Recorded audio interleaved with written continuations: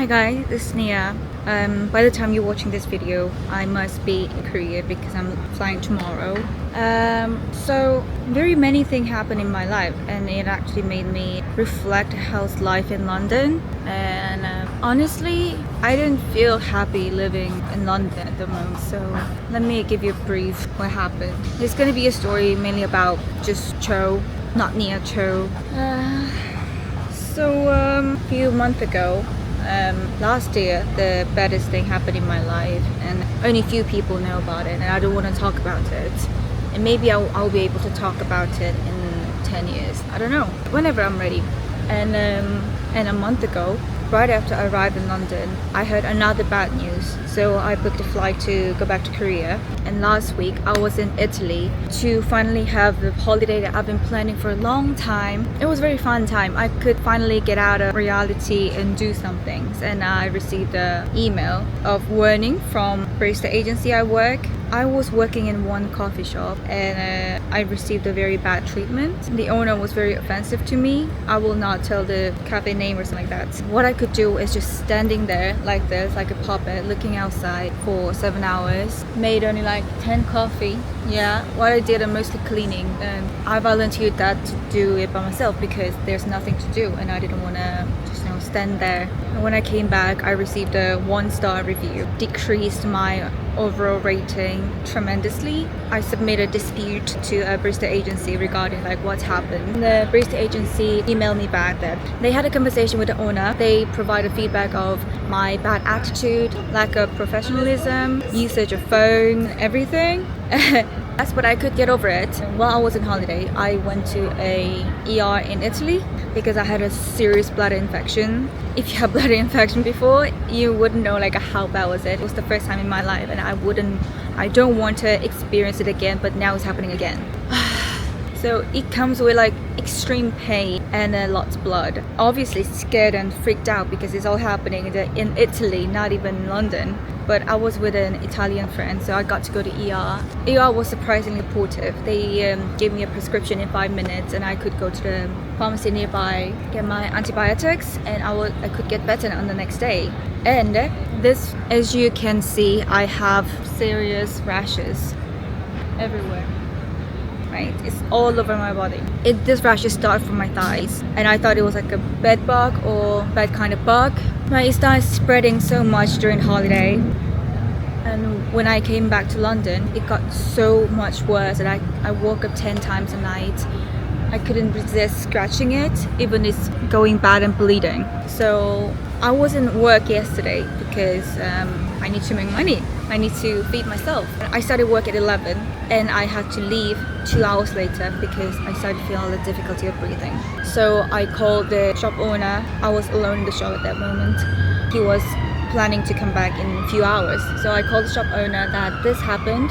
I think unfortunately I have to go to ER. I'm really sorry that this happened. The agency will escalate the following compensation and everything. So I went to ER and imagine how long I stayed in ER. I stayed there for 7 hours and they don't know why. They just assume it might be a chemical reaction that my body didn't accept the antibiotics that I took in Italy. So they just gave me ridiculous amount of dose of steroids and antihistamine and antibiotics for my blood infection. Yeah, and the system, and here is interesting because I was in the Guy's Hospital in London Bridge. After I went to A&E in Guy's Hospital, they want to transfer me to St. Thomas. So I was like, okay, I thought it's like a next building, something like that. And no, it was 30 minutes away and they were connected to hospital and they want me to walk there, just go there by myself.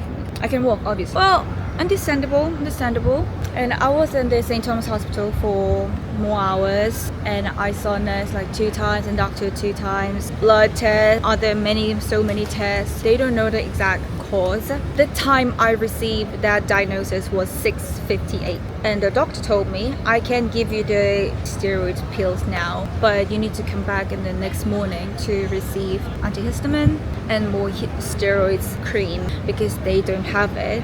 And the hospital pharmacy closed at 7 because it's Sunday. Can you imagine the hospital pharmacy close at 7 p.m. because it's Sunday. Even there are patients in hospitals and emergency room. I was in emergency room, and the emergency room have very limited amount of medicine because they only focus on saving lives. Well, which just makes sense, but I don't know. If I try to understand, I can understand. That's what I've been doing in London for 6 years. I've been trained to understand it all nonsense. So I understood that, I accepted, and I was going home, left the ER, and 20-minute ER, I was walking the street, looking at the map, and I got snatched my phone. You know, when a bad thing happens, it happens all at the same time, but it's been going on for me for more than a year, so I'm not sure it's like just one period, endless for me. Even the sad thing is, I had a really hard day, and I wanted something sweet treat. There was a bakery called Gale's right across the street. I fancied their cinnamon roll, and the cinnamon roll is quite expensive, so I wanted to have a look on the app called Too Good To Go, which gives like good amount of food when they're closing but not sold for like a lower price. So I was having a look in that app and snatched my phone. When you try to save £5, you lost £1,000. How ironic life is. What I try to do is to leave better, and bad things all happen once. Many people witness, and they just find pity of me, and I'm literally so sick of getting the pities from other people. I don't want to receive your eyes and your stare and your comments that like I'm done. It doesn't cheer me up. I called 999, which is an emergency number of the UK. They received right away, and then they sent to police officers right away. Surprisingly, I thought they were not supportive. They arrived and they said there's no chance you get your phone back, and they said, Vin, there is a thief in front of our eyes, we cannot chase them, because apparently they're wearing all armed vests with guns and tasers and everything.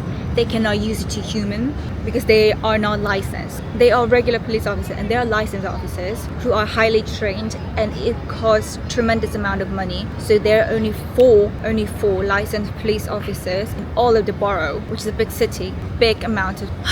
So I thought police officers could do something, or by calling them, I could feel that I'm trying to get away with my bad luck, but it only gave me more disbelief in London. And they said that because phone snatch and that kind of things are not life-threatening and you didn't get harmed, so they need to focus on life-threatening and harmed people crimes, because there's so many more happening in London. London has many stabbings, accidents all the time, and it's quite dangerous. It happens at just the middle of the tourist area because they cannot control the major crimes. They don't even invest money, time on the minor, which can be improved to major crime. They took my phone, so I had no way to go home. So they drove me home.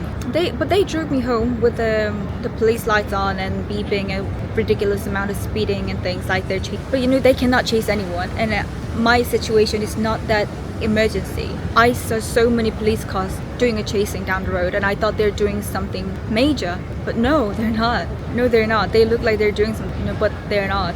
It's ridiculous.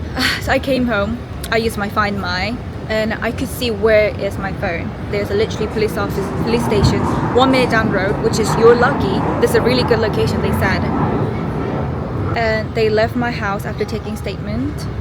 They called me after 2.5 hours that they've been there, but there was nothing. And meanwhile, that half hour and 2.5 hours, I called 999 twice more because my phone's moved. So I called to deliver the status of my phone, track them, and they didn't deliver to the police officer who got my statement and tracking them. So like, there's no system, nothing's going on. I got snatched in the south area of London, and the phone was in south, and 1 hour later it moved to north. And because the area has changed, the south area police officer cannot track it to north, and they cannot transfer it either. So my case is basically closed. And could you feel like how much disbelief that I felt for just yesterday? Serious amount of things happened, and you cannot imagine this could happen in Korea. I lived in 4 different countries and I traveled almost like 20 countries. There's no heaven. There's no best country. I like living abroad and I was always the one wanting to escape Korea. I wanted to leave Korea because of the culture and because I was born and lived there for my whole life. I was sick of it, but Korea is actually the safest and the best place to live. But when you see, it's literally Big Ben. It's beautiful. It's lovely. I lived here for 6 years. This is the 7th year now. So much love and hate that I feel about this city. I have 2 years of visa left at the moment, but I will have a deep think.